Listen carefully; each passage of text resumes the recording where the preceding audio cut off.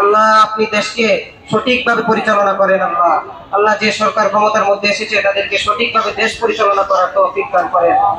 আমরা ছাত্রদল সহ সাধারণ শিক্ষার্থী সকলে ঐক্যবদ্ধভাবে সবসময় জুলাই আন্দোলনে যেভাবে ঐক্যবদ্ধ ছিলাম, আগামী দিনেও এই বাংলাদেশকে বিনির্মাণের লক্ষ্যে ঐক্যবদ্ধ থাকব এবং সন্ত্রাসী সংগঠন ছাত্রলীগ আওয়ামী লীগকে এই বাংলাদেশ আর প্রতিষ্ঠিত হতে দেব না।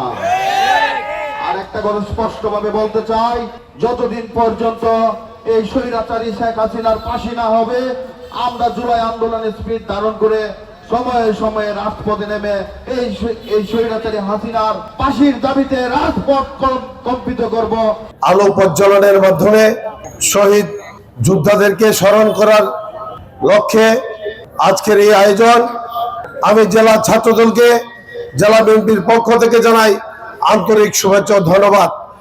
আজকে আপনারা আমাদের জুলাই সন্তানদেরকে যারা এদেশের জন্য আত্মাহুতি দিয়েছে তাদেরকে স্মরণ করার জন্য আজকে আপনারা যারা এখানে একত্রিত হয়েছেন, যে স্পিরিট নিয়ে আজকে আপনারা একত্রিত হয়েছেন, আমি মনে করি আপনারা যে স্পিরিট নিয়ে গত জুলাইয়ের 1 তারিখ যুদ্ধ নেমেছিলেন, সেই যুদ্ধে নেমে আপনারা জয় হয়েছিলেন।